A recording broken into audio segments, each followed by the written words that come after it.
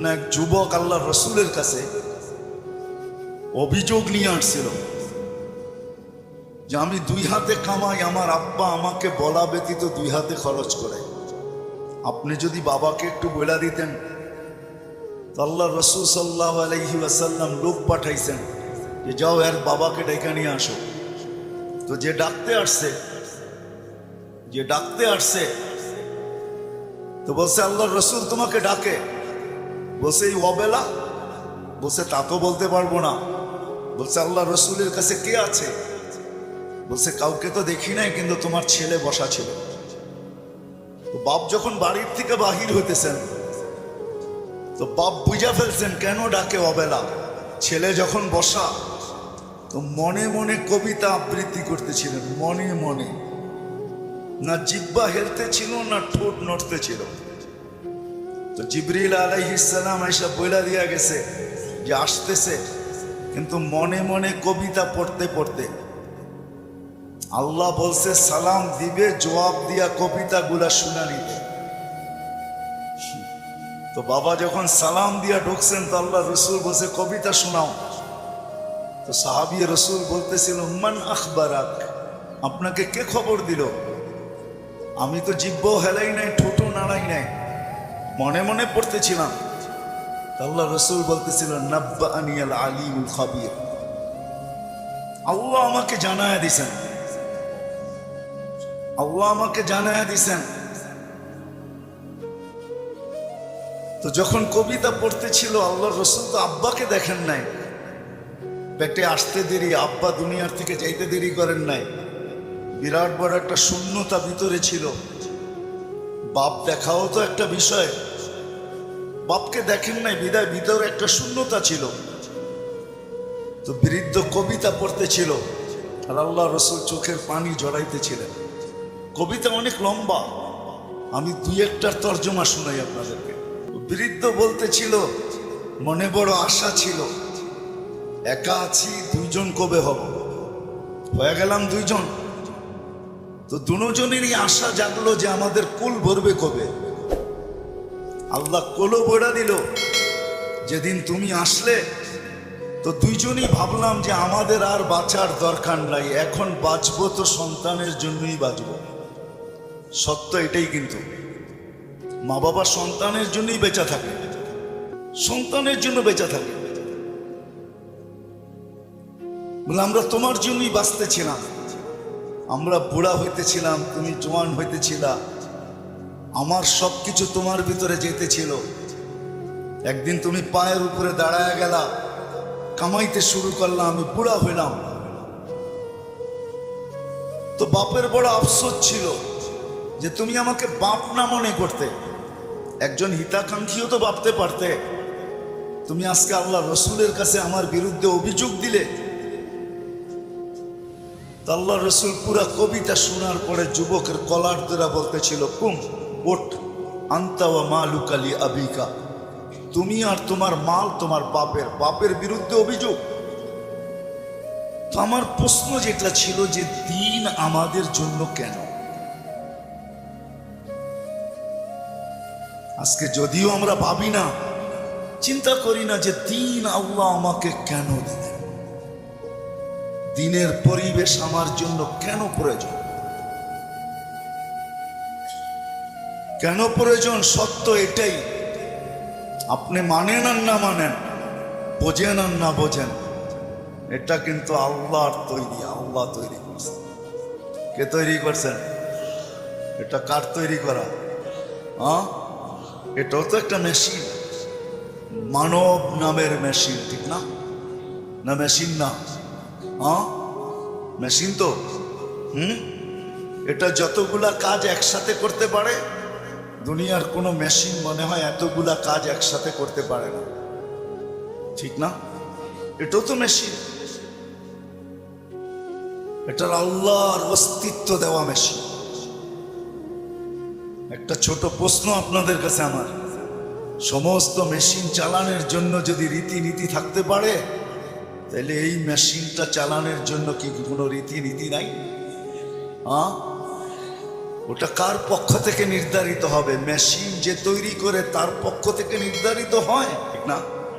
আপনি স্বীকার না করতে পারেন, কিন্তু আমার কথা লেখা রাখেন, আপনি আর আমি জমিনে আসছি সাদা কাগজে সিগনেচার দিয়া। আমি কোরআন দিব আপনাকে, সাদা কাগজে শুধু সিগনেচার দিই না, সাথে সাথে ফিঙ্গারও দিয়ে আসছে, ফিঙ্গার। নাইলে কোরআন এই কথা চিৎকার দিয়ে কোনোদিন বলতো না, আলাস্তু বিরাব্বিকুম ক্বালু বালা। আল্লাহ জিজ্ঞাসা করছিলেন, আমি কি রব নই? আমরা সিগনেচার দিয়ে আসছি সাদা কাগজে, আপনি আমাদের রব। আজকে যদিও নাকি আমরা ভুলে গেছি, সত্য এটাই, সমাজের চতুর্দিকে তাকাইলে দেখা যায় সবকিছু পাওয়ার পরে বলছি তো শুধু আল্লাহকে বলছি, আর কাউকে বলি না। আপনি যুবকের দিকে তাকান আর বৃদ্ধের দিকে তাকান, নারীর দিকে তাকান আর পুরুষের দিকে তাকান, শিক্ষিতর দিকে তাকান আর অশিক্ষিতর দিকে তাকান, গরিবের দিকে তাকান আর ধনীর দিকে তাকান, উচ্চ সোসাইটিওয়ালাদেরকে দেখেন আর নিম্ন সোসাইটিওয়ালাদেরকে দেখেন। সবার দিকে তাকাইলে একটা কথা সুস্পষ্ট, সবকিছু আল্লাহর থেকে পাওয়ার পরে কিন্তু আমরা ভুলে গেছি আল্লাহকে। সবকিছু পাওয়ার পরে, সত্য তো? হ্যাঁ, যদি প্রমাণ চান আমি দিতে পারি, প্রমাণ চান আমি যুক্তি দিয়ে দিতে পারি। বলেন ডেলি অক্সিজেন নেন কার? কে অক্সিজেন দেয় আমাদেরকে? হ্যাঁ মানেন? হ্যাঁ, আমার তো বুঝে আসে না আপনাদের এলাকায় ঢোকার পরে যে উন্নত বিশ্বের কোনো লোককে যদি এই এলাকায় ছেড়ে দেওয়া হয়, বা ঢাকা শহরের ঘনবসতি এলাকাগুলোতে ছেড়ে দেওয়া হয়, বা পুরান ঢাকার কোনো গলিতে ঢুকাইয়া দেওয়া হয়, ও মনে হয় বাহির হয়ে ভাববে যে এইখানের মানুষ অক্সিজেন নেয় কি করে, ঠিক না? মনে হয় বুঝাইতে পারি না, কিন্তু আমাদের নিতে কোনো অসুবিধা হয়? হ্যাঁ, আপনার গলিতে অক্সিজেন কে ঢুকায়? হ্যাঁ, কাটটা নেই প্রতিদিন কার অক্সিজেন কতটুকু নেই জানি? হ্যাঁ, পার হেড 550 লিটার নেই। মাছ যদি 30 দিনে হয়, তাহলে আর আপনি আর আমি 16,500 লিটার পার মান্থ নেই অক্সিজেন। বলেন এখানে আমরা যেই কজন বসা আছি, ডেলি কতবার মন খুইলা আল্লাহ বলি? আল্লাহ, কতবার মন খুইলা আল্লাহ বলি? আল্লাহ যদি জিজ্ঞাসা করে তুই আমাকে এরকম করে ডাকিস কেন, তো আমি ভিতর থেকে যেন জবাব দিতে পারি, মালিক 24 ঘন্টা তোমার অক্সিজেন নেই, 1 টাকা বিলও তুমি নাও না। অথচ আমরা 2020-এ দেখছি এখনো মিডিয়ায় থাকতে পারে, ঢাকার এক হাসপাতাল মাত্র আধা ঘন্টা অক্সিজেন দিছে আর 84,000 টাকা বিল বানাইছে, আর আমরা 24 ঘন্টা অক্সিজেন নেই। তুমি একবারও আমাদের থেকে বিল নাও না বা চাও না।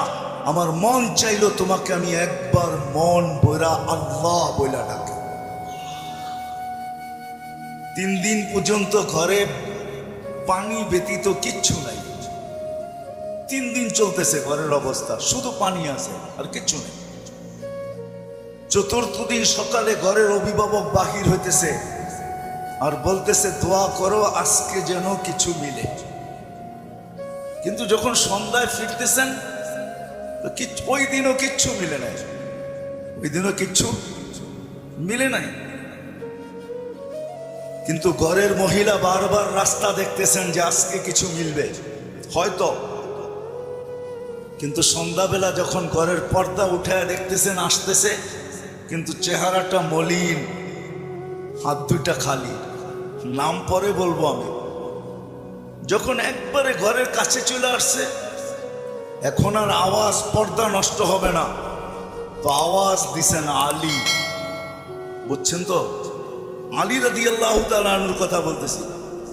ফাতেমা রাদিয়াল্লাহু তাআলা আনহা আওয়াজ দিছেন আলী। তো চোখে চোখ পড়ছে, তো জিজ্ঞাসা করছে চেহারা মলিন কেন? বলছে আজকেও কিছু মিলে নাই।